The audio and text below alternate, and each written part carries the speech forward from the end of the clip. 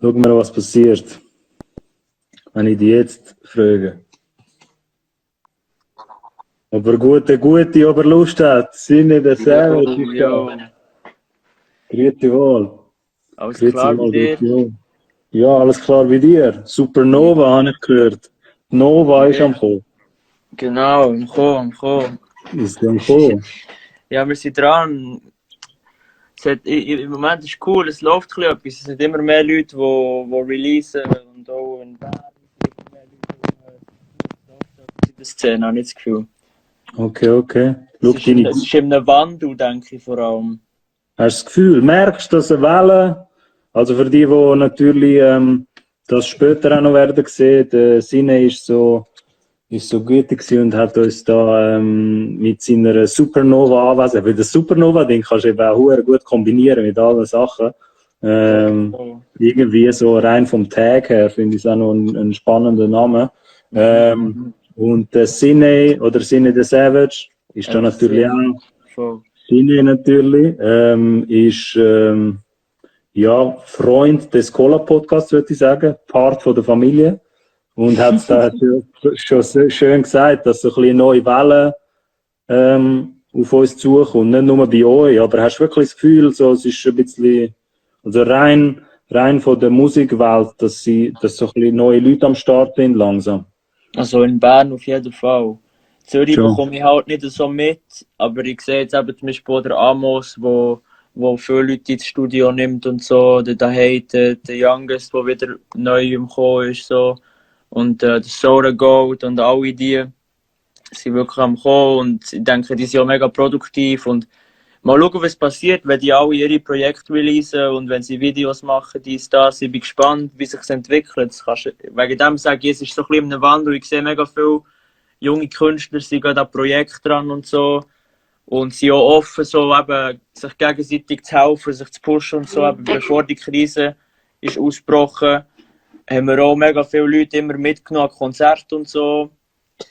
Und wir haben ja Netrum, unser Projekt, und dort haben wir jetzt auch wieder neue Künstler, so eben der Setter Freshman gehört jetzt so richtig zu Netrum. So.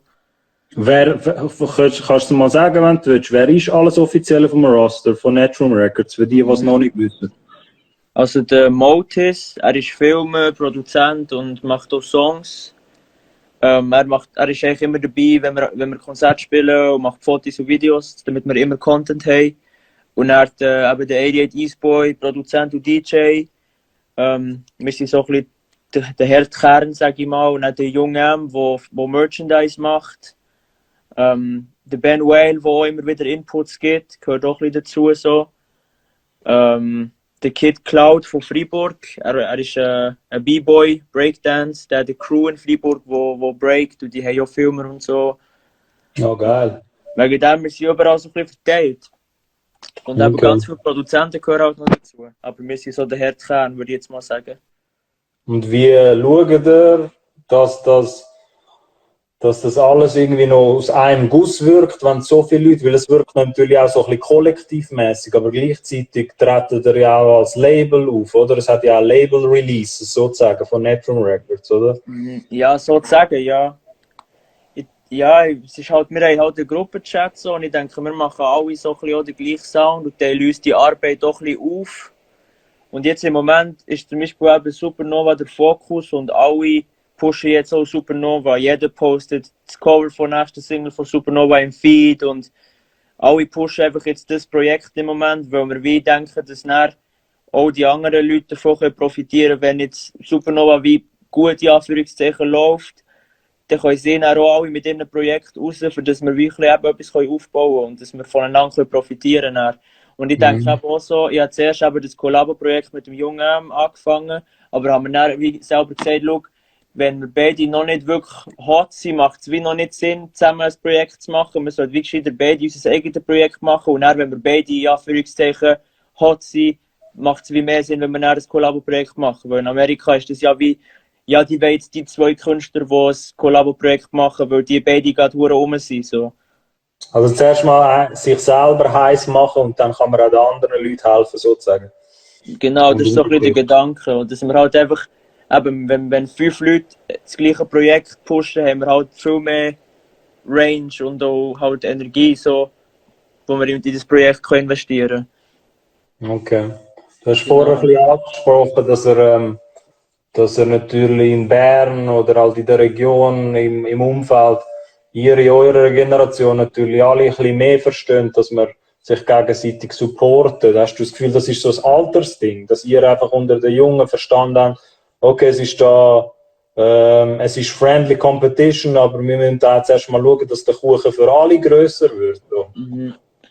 Ich denke, das hat auch ein bisschen mit dir natürlich auch zu tun, oder? Ich meine, du hast schon vielen Jungen jetzt eben ein bisschen das Mindset wie weitergeben und ich denke, die Leute checken, dass man sich gegenseitig muss helfen muss, dass man weiterkommt, weil sich genau die Leute als Vorbild nehmen, die es eben so gemacht haben, wie man es eben so machen, sage ich mal.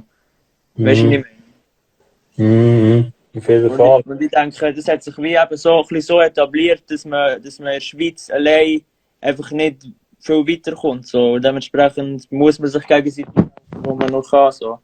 Aber das haben noch nicht alle begriffen, noch längstens nicht. Aber einfach die Leute, mit denen ich bin, ich gebe denen auch immer Knowledge so von den Sachen, die ich erfahren habe, die ich weiß, auch Sachen, die du mir gesagt hast oder die ich bei dir in einem Video gesehen habe. Ich sage ihnen auch, schau, geh auf den YouTube-Channel, schau dir die Sachen an, weißt, und das bringt halt schon viel. So. Es geht nur darum, dass, ein bisschen, weißt, dass man ein bisschen recherchiert, eben, wie du sagst, ein bisschen selber noch ein bisschen schaut. Ein bisschen, und hey, Leute, das ist ja kein Geheimnis, so wie der Sinne das sagt. Natürlich würde ich mir wünschen, dass es noch ganz viele andere Channels auch gibt, nicht nur auf YouTube. Und es gibt auch viele Informationen im Internet. Mir würde es nicht mal darum gehen, dass man nur beim Collab-Podcast schauen, sondern allgemein, dass man ein bisschen selber für sich so den Gedanken entwickelt, dass man recherchieren sollte und lieber so als der Machertyp sein oder die Macherin, als denken, ja gut, es geht gar nicht in dieser kleinen Schweiz. So, weil das denke ich nicht. So, es geht sehr viel, habe ich das Gefühl. Ja, auf jeden Fall, ja. Zu Bern würde ich dich gerne fragen, wenn du schon ein bisschen Zeit hast, generell. Inspiriert dich Bern die Stadt selber? Oder so, ist es mehr dein Umfeld, aus dem du musikalisch die Inspiration ziehst? So? Ich würde sagen, es ist schon mehr mein Umfeld und mein Alltag, einfach, den ich habe. Ich würde sagen, Bern an sich, es ist schon schwer zu sagen. Es ist auch gleich auch nicht eine riesige Stadt irgendwie. Und du bekommst halt die Szene fast nur so an den Wochenenden mit. Das ist schon eben noch recht klein immer noch. Also Zürich ist viel mehr Szene als Bern auf jeden Fall. Wenn du mal so am Abend in der Langstrasse bist, irgendwie, hat einmal der Live-In hat so ein Event gemacht in der Smokers Lounge, im Long Street, wo einfach alle Zürich-Rapper dort waren. Und du hast wirklich so gemerkt, so, wow, es ist eine Szene, weißt du. So.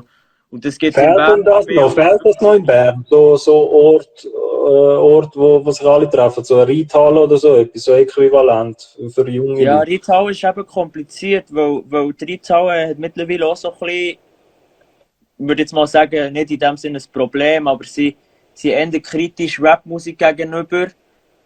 Wegen dem, also das ist jetzt vielleicht blöd gesagt, aber ich würde sagen, es gibt viele Rapper, die sie vielleicht jetzt nicht würden spielen, sage ich mal. Aus verschiedensten Gründen. Ja, es kann ja verschiedene Gründe haben, genau. Genau. Und wegen dem, ich denke, es gibt wie noch zu wenig Orte, wo es die Szene eigentlich so richtig gibt. Also klar, die Reithalle am Wochenende ist das aber schon so ein Ort, wo du viele Junge hast. So. Und dort wäre vielleicht auch der Ort, wo jetzt zum Beispiel jemand wie ich noch wird erkannt werden, sage ich mal. Aber wenn ich sonst irgendwo würde hingehen, in einen Club oder so, dann sind die Chancen schon viel kleiner, dass mich jemand wird kennen, sage ich so. Okay. Aber dennoch, trotzdem, muss man sagen, spannenderweise, hat Bern musikalisch, also wenn ich das jetzt so versuche, objektiv zu betrachten, hat musikalisch und auch rein von der Melodie, Bern ist immer stark mit Melodien, die habe ich das Gefühl gehabt. Also Mundart sowieso, aber Mundart und Melodien. Woher hast du das Gefühl, kommt so der Sinn oder der Hang? Ich meine, du bist auch auf der musikschaffenden Seite, auf der kreativen Seite eher jemand, der viel Melodien einsetzt, oder auch für seine Vocals und auf Tonalität achtet und so. Was denkst du, woher kommt das bei dir? Dass du jetzt nicht hast einfach wollen, nur weißt, Rap machen und nur weißt, etwas runterlieren, so. Ich weiß es nicht, es ist schon schwierig zu sagen. Ich denke, wir haben ja viel Natur hier, viel Land. So. Wenn du halt so in der Stadt wohnst, ist vielleicht schon noch mal etwas anderes. Und ich denke auch, wenn du in Bern wohnst, auch wenn es ja für eine Stadt ist, hast du gleich noch mehr Natur, sage ich mal. Ist jetzt ein bisschen weit hergeholt, aber mich zum Beispiel inspiriert es, wenn du Natur hast und so ein Umfeld hast, wo auch viel Platz wie für dich hast, so, weißt. Aber ich weiß auch nicht, an was es liegt. Viele Leute sagen auch, Bern wird oft also hat viel Melancholie, sagen viele. Aber ja, es ist schon schwierig. Also ich bin ja im Prinzip nicht ein reiner Berner, so. Ich wohne ja in Murten, das ist im Kanton Freiburg. Du repräsentierst natürlich zwei Seiten, oder? Du kannst schnell erklären, vielleicht die das nicht wissen. Genau, ich bin halt in Freiburg, bin ich in die Schule gegangen und ich bin sonst nie wirklich auf Bern. Ich habe Bern halt immer gekannt, ich rede Berndeutsch, weil man hier in Murten Berndeutsch redet. Aber wegen dem bin ich wie so ein bisschen gespalten auf die zwei Städte, sage ich mal.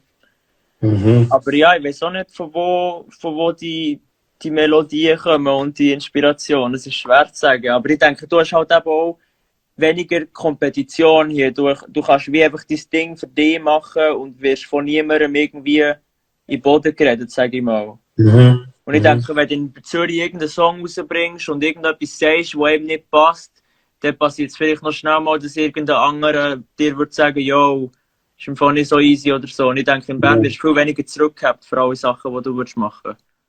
Hast du das Gefühl, das hilft an der musikalischen Qualität eher oder das schadet? Beides. Der gute Aspekt ist vielleicht, dass du dich mehr traust, weil dir niemand sagt oder weil man nicht sich erzählt, so, ja, uncool, wenn du so etwas machen willst. So. Und gleichzeitig ist vielleicht auch das Risiko da, dass du zu wenig selbstkritisch bist oder so. Weil Selbstkritik ist schon ein sehr wichtiger Punkt, den du jetzt gerade angesprochen hast, finde ich. Voll. Generell.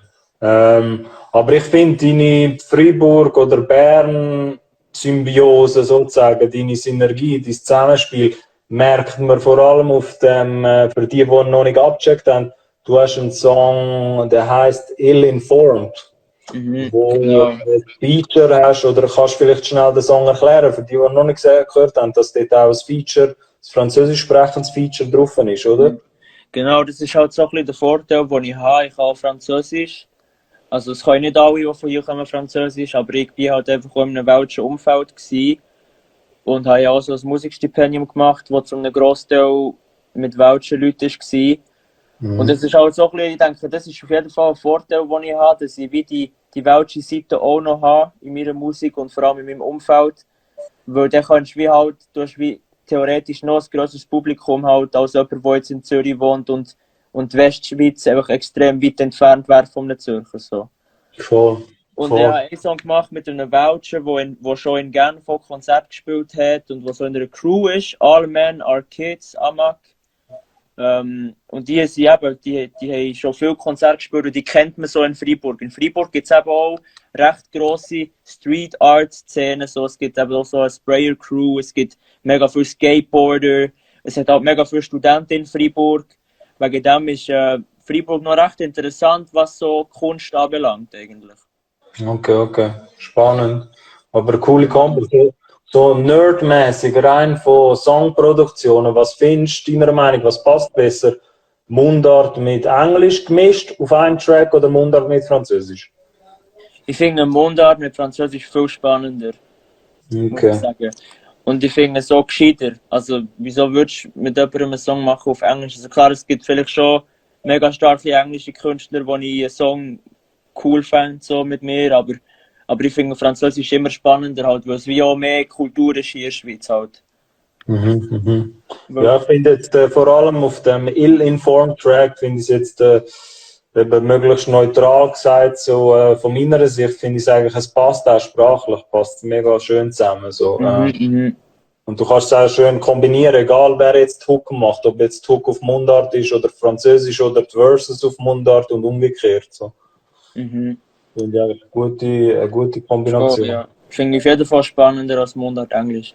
Und ich werde auch in Zukunft sicher probieren, noch mehr mit welchen Künstlern zu machen. Wir haben ja auch eine Gruppe in Freiburg, Le Flux. Das ist eben noch erstaunlich, das gibt es in Bern gar nicht. Und in Zürich gibt es ein paar Gruppen, wie No Basic oder Starter Gang und so. Aber in Bern gibt es sehr wenige Gruppen, die wirklich so ein bisschen einen Namen haben, sage ich mal. Außer eben SOS jetzt zum Beispiel. Einfach das Network so. Aber in Freiburg hast du eben Amag, du hast Le Flux und Le Flux ist eben recht gross. Die haben auch schon in Freiburg überall gespielt und die kennt man einfach in Freiburg und die haben auch recht starke Zahlen so. Sie sind auch in Playlists in Frankreich reingekommen. Und eben, wir haben uns auch immer an Konzerte mitgenommen, weißt? Und dann bin ich einfach von einem welches Publikum, wo wahrscheinlich etwa niemand Schweizerdeutsch hat geredet und bin mit einem schweizerdeutschen Song gekommen, oder? Aber weil ich wie ein Co-Sign hatte von den Welschen und die gesagt haben, wir sind cool und so, hat das Publikum dann halt auch cool gefunden. So.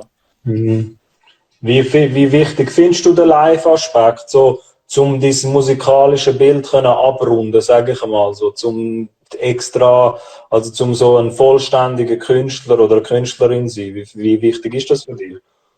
Für mich ist Live mega wichtig, weil ich habe wie in Live habe ich das Gefühl, ist alles viel persönlicher so.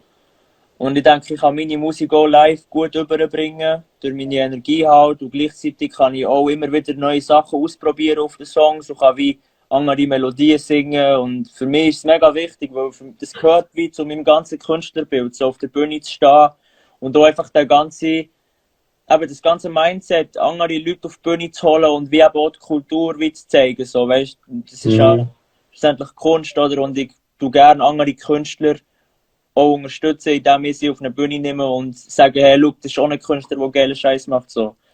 Und es ist halt der persönlichste Aspekt, wenn du von Mensch zu Mensch etwas kannst sagen, als wenn du es nur hörst oder siehst auf Instagram.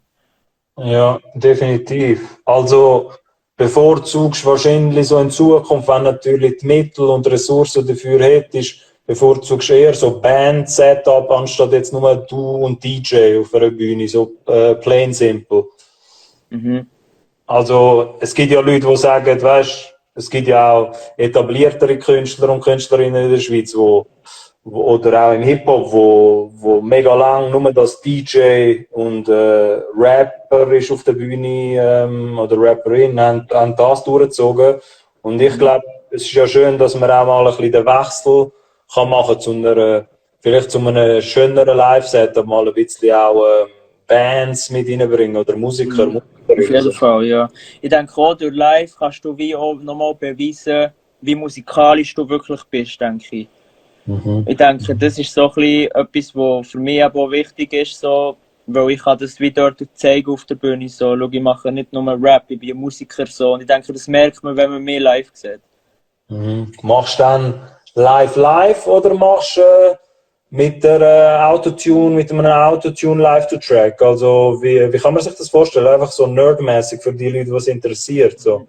Wie kommen deine Songs in einer Live-Version? Also ich habe meistens gar keine Vocals auf dem Instrumental, also ich tue einfach wirklich alles singen mit dem Autotune.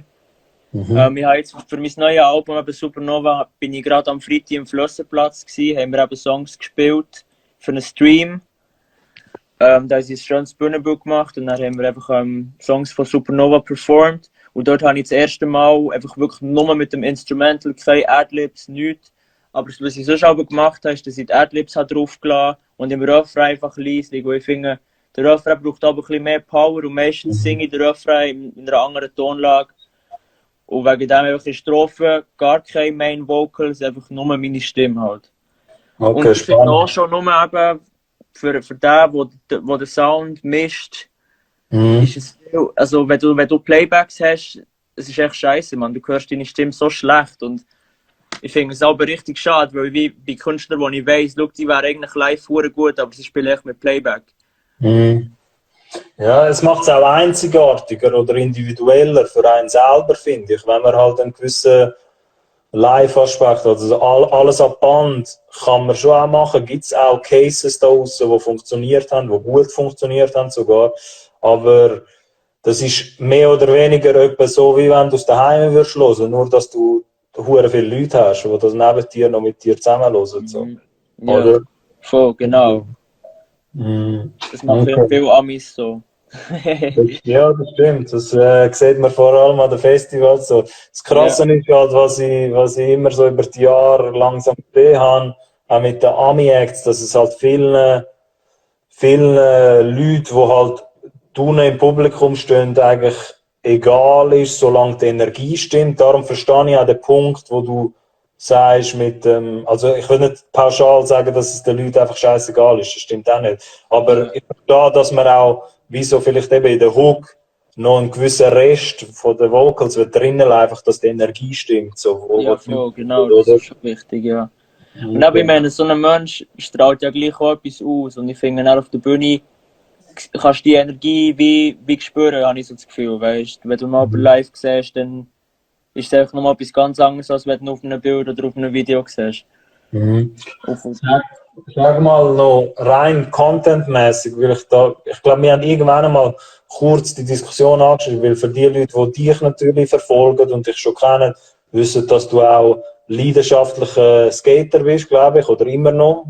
Ja. Ich weiß nicht, ob du schon in Rente gegangen bist in deiner Skate-Welt, so, das weiß ich halt persönlich jetzt nicht. Aber was mich dort interessiert ist, siehst du dort Synergien, wie du deine Musik kannst mit dieser Artform Skateboarding auch noch in Verbindung bringen, dass du das irgendwie in Content kannst verwandeln, vielleicht mit anderen Skatern, mit anderen Leuten, weil was ich oftmals in Frage kommt, ein bisschen aus dem, weil für die es auch interessiert ein bisschen, was halt oftmals passiert in der Musikwelt und der Cine kennt das sicher auch mit eigenem Content, was er gemacht hat, dass das meistens bei Musikfans bleibt, der Content, wo man halt kommuniziert. Und es gibt ja gewisse, oder man weiß auch, seit Anbeginn von der Zeit, ich meine, die Skateboard-Szene hat auch sehr, sehr viel Roots verankert im Hip-Hop und umgekehrt. Und ich frage mich, ob dort Überlegungen von euch stattfinden, dass man auch sagt, okay, man versucht auch in eine andere Kultur hineinzugehen und seine Musik dort zu platzieren. Es ist noch recht kompliziert. Ich muss sagen, früher ist für mich Skateboarden wie Musik jetzt für mich gewesen. Und ich hatte dann halt auch sehr viele Followers gehabt, die skaten. Und die haben auch halt mich gesehen, wie ich skate. Und durch das, dass ich dann immer mehr von Musik kommunizieren auf meinem Instagram, habe ich, denke ich, viele Skater auch verloren, weil die sich halt vielleicht nicht für Musik interessiert haben.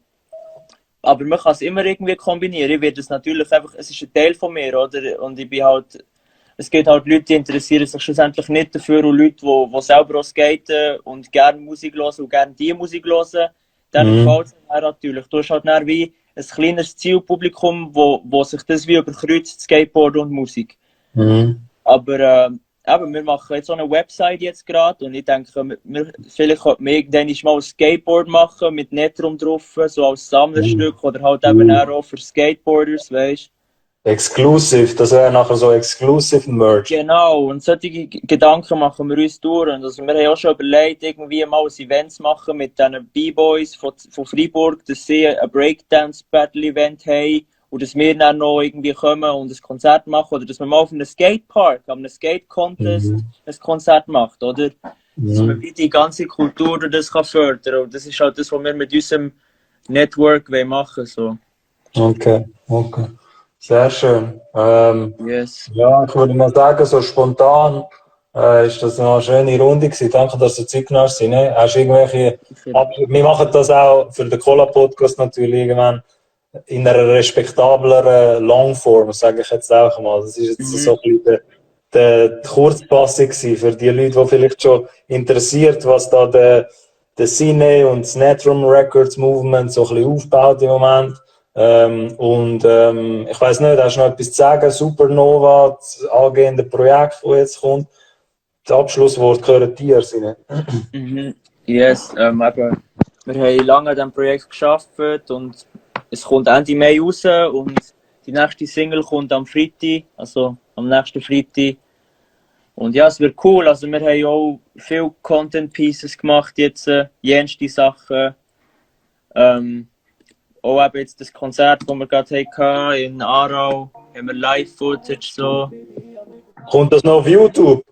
Das kommt noch auf YouTube, genau. Einfach Songs in ganzer Länge auf YouTube. Sehr schön. Als Live-Version. Und wir haben uns voll ins Zeug gelegt. Wir haben sogar Ah, sehr gut. Und Sticker, Merchandise, alles. Website kommt jetzt eben. Aber ja, es kommt gut, ich freue mich. Ihr müsst einfach ab und zu meinen Kanal abchecken und dann verpasst ihr nichts. Auf jeden Fall. Wenn wir auch gerne alles noch verlinken nachher. Und auf den Netrum Record Channel auch mal abchecken, auf jeden Fall. Für die, die es noch nicht kennen, da passieren viele spannende Sachen. So. Yes. Ich würde sagen, Sine, von mir ist das fürs Erste vom Cola-Podcast. Danke, dass du dir Zeit genommen hast. Gell? Sicher, immer. Wir hören Und voneinander. Bis gleich, ja. wir hören uns. Ja, Mach's gut. zusammen. So, perfektes Timing. Liebe Leute, die da jetzt noch nachträglich eingeschaltet haben, danke fürs Zuschauen bei diesem Cola-Podcast, bei dieser eher spontanen Folge. Ihr werdet das alles noch auf dem YouTube-Channel sehen. Danke am Message und auch an Sine, dass sie schnell da eingesprungen sind und den Livestream ein bisschen aufgewertet haben. Und ja, für die das verpasst haben oder das später noch werden wollen sehen, könnt ihr das alles auf dem YouTube-Channel anschauen. Auf dem YouTube-Channel unter Cola Podcast. Von dem her, bis zum nächsten Mal, würde ich sagen.